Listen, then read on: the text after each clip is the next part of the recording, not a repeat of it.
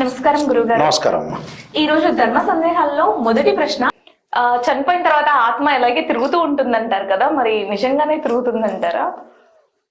సహజంగా మనిషి మరణించిన తర్వాత ఆత్మ అనేది కొన్ని రోజుల ఎప్పుడు కూడా శరీరాన్ని వదిలి ఎప్పుడైతే ఆత్మ అనేది వెళ్తుందో ఆ శరీరానికి అలవాటు పడి ఉంటుంది. అదొకటి. తర్వాత తన బంధువుల చుట్టూ కూడా తిరుగుతూ ఉంటుంది.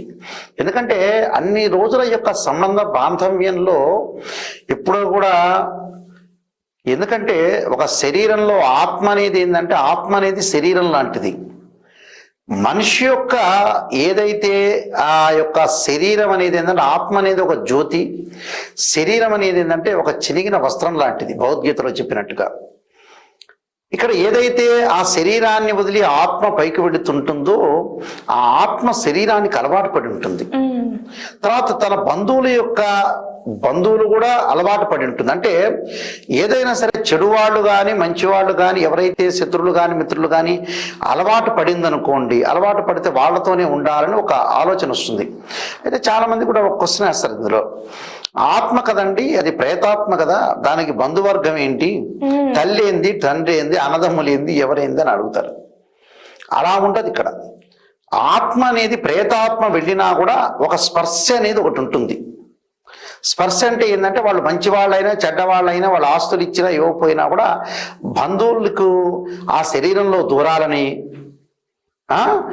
ఆత్మ వాళ్ళతో నేను కలిసిపోవాలని, అయ్యో నా శరీరం అంతా కూడా పోయింది, నేను బంధువులతోటి ఉండలేకపోయానని వేదన చెందుతుంది, రోధిస్తుంది అని అర్థం. రోదన అనేది గురవుతుంది. ఒక ఆకారం ఉంటుంది ఆత్మకి, ఆకారం లేకుండా ఏమి ఉండదు. శరీరం అంతా పోయిన తర్వాత ఒక ఆత్మకు ఒక ఆకారం ఉంటేనే ఈ వైతరణి నది గరుడ పురాణం ప్రకారంగా వైతరణి నది దాటేటప్పుడు ఏదైతే వాళ్ళ యొక్క కర్మల్ని సూదులు గుచ్చటం, అలానే కొన్ని మన గరుడ పురాణాలు చెప్పారు. ఆ గరుడ పురాణంలో ఏవైతే చెప్పారో రకరకాల క్రియలు, అంటే రకరకాల క్రియలు ఎలా చెప్పారు, వేదనకి అంటే ఏదైతే ఆ భటులు అనే వాళ్ళు ఉంటారో రాక్షస భటులు వాళ్ళని కొట్టటము, అలానే హింసించటము, అలానే నూనెలో వేయించటం, అంటే నూనెలో వేయించటం అంటే వేయించడం కాదు, దిగటము ప్లస్ సూదులు గుచ్చటం, అంటే వాళ్ళకి ఒక హింసాత్మకమైన ధోరణిలో ఉంటుంది. అప్పుడు ఆత్మ అనేది గాలిలో ఉన్నప్పుడు ఇలా సూది గుచ్చితే ఏమవుతుంది తెలియదు కదా. ఒక ఆకారం ఉంటుంది, ఆకారానికి స్పర్శ ఉంటుంది. అక్కడ స్పర్శాజ్ఞానం ఉన్నదే ఆత్మ. అక్కడ మనకి గరుడ పురాణంలో చెప్తారు, చాలా మంది కూడా ఆత్మ వెళ్ళిపోతుందండి, ఒక గాలిలాగా పొగలాగా ఉంటుంది, ఆ పొగని గుచ్చినా బెల్ట్ పెట్టి కొట్టినా ఏమవుతుంది ఏం తెలియదు కదా. వాళ్ళకి కాలం ఏమిటంటే ఒక ఆత్మ కూడా ఒక రూపంలోనే ఉంటుంది, స్పర్శాజ్ఞానంతో ఉన్న ఆత్మ అని అర్థం. అప్పుడు వాళ్ళ యొక్క కర్మలన్నీ కూడా కర్మలన్నీ కూడా వాళ్ళు చేసిన పాపాలన్నిటి కూడా శిక్ష అనుభవించక తప్పదు పైలోకంలో. అది స్వర్గలోకంలో వెళ్తారా నరకలోకంలో వెళ్తారా అని వాళ్ళ యొక్క పాపకర్మలను బట్టి ఉంటుంది. ఇక్కడ చివరికి భగవంతుడిలో లీనమై శిక్షలన్నీ పూర్తయింది, భగవంతుడు లీనమై మళ్ళీ మరో జన్మకి పరమేశ్వరుడు కరుణిస్తాడు. కరుణిస్తే బ్రహ్మగారు పుట్టిస్తారు. అయితే గురుగారు, ఇంతకు ముందు వీడియోలో మనం చెప్పుకున్నాం కదా, పోయిన జన్మలో చేసిన పాపాలు ఈ జన్మలో అనుభవిస్తారు అని. నరకంలో ఆల్రెడీ అనుభవించిన తర్వాత మళ్ళీ వచ్చే జన్మలోకి ఎలా వస్తాయంట? గుడ్ క్వశ్చన్ ఇది. ఏమిటంటే ఈ జన్మలో ఉండే కర్మ ఫలితం అంతా కూడా అనుభవిస్తారు. అంటే ఈ జన్మలో మనిషి పుట్టాడు, ఈ జన్మలో కొన్ని శిక్షలు అమలు చేస్తారు భగవంతుడు.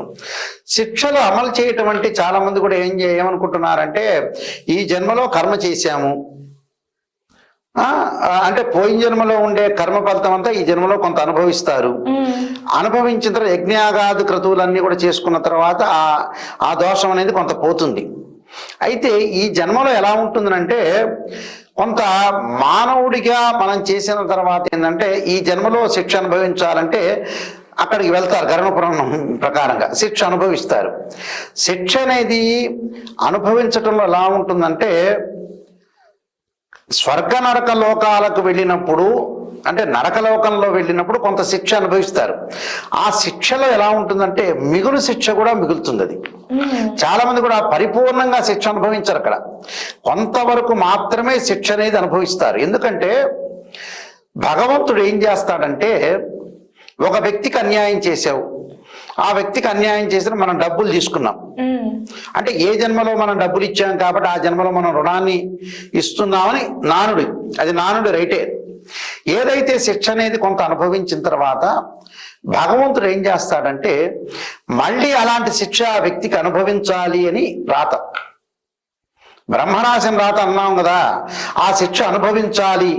ఆ రాతకు ఆయన ఏం పరిష్కారం చేసుకుంటాడు ఆయన ఇష్టం. ఎందుకంటే ఒకటి జరిగింది, ఒక శత్రువు ఒక బాధపడుతున్నాడు, ఒక మనిషి భార్యను హింసిస్తున్నాడు అనుకుందాం కాసేపు. హింసించిన తర్వాత ఈయన హింస చేశాడని అక్కడ ఏమవుతుందంటే నరకలోకానికి వెళ్ళాడు అనుకోండి, ఆ శిక్ష అనేది కొద్ది వరకు మాత్రమే శిక్ష ఉంటుంది, పరిపూర్ణంగా విపరీతమైన శిక్షలు అనేవి ఉండవు. ఆ శిక్ష వెళ్ళిన తర్వాత ఆ శిక్ష కూడా ఎలా ఉంటుంది, స్పర్శ జ్ఞానం తక్కువ శిక్ష అది. మళ్ళీ మానవుడుగా జన్మ ఎత్తిన తర్వాత ఏంటంటే స్పర్శ జ్ఞానం ఎక్కువగా ఉంటుంది ఆ శిక్షకి, దానిలో తక్కువగా ఉంటుంది స్పర్శ. ఇప్పుడు ఆత్మ వెళ్ళిపోతుంది, ఆత్మ వెళ్ళిన తర్వాత సూదులు గుచ్చుతారన్నారు, విపరీతంగా ఈ బాడీ లాంటి శరీరం ఉండదు కదా, అది లైట్ గా ఉంటుంది, అది దానికి మాత్రమే శిక్ష పడుతుంది, వేదన చెందుతారు. అంటే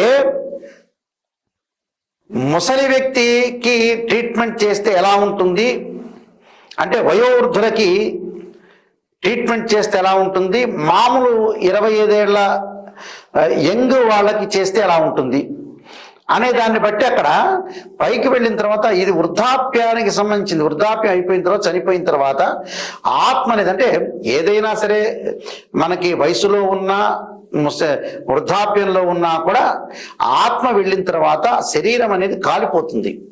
శరీరం కాలిపోయిన తర్వాత ఏంటంటే పరిపూర్ణంగా వారికి మన శరీరం లాగానే ఆత్మ ఉండదు, అంటే ఒక లైట్ వెయిట్ అనుకోవచ్చు. అక్కడ శిక్ష అనేది కొన్ని శిక్షలు వేస్తారు. శిక్షలు వేసిన తర్వాత భగవంతుడు ఏం ఆలోచన చేస్తాడంటే నిజంగా అతనికి బాగా శిక్ష పడాలనే ఉద్దేశంతో ఆయన అనుభవాన్ని, అంటే అనుభవం పరాభవం ఎక్స్పీరియన్స్ రావాలని మళ్ళీ జన్మిస్తాడు. జన్మించిన తర్వాత అది మానవ జన్మ ఉండొచ్చు, లేకపోతే జంతు జన్మ ఉండొచ్చు. ఆ జన్మలో జంతువైనా అనుభవించాల్సిన స్థితి ఉంటుంది, మానవుడైనా అనుభవిస్తాడు. అనుభవించిన శిక్షలు మళ్ళీ అక్కడ జరుగుతాయి. ఆ శిక్షల యొక్క దోషాన్ని తొలగించుకోవడానికి యజ్ఞ యాగాది క్రతువులు చేస్తారు. అలాగా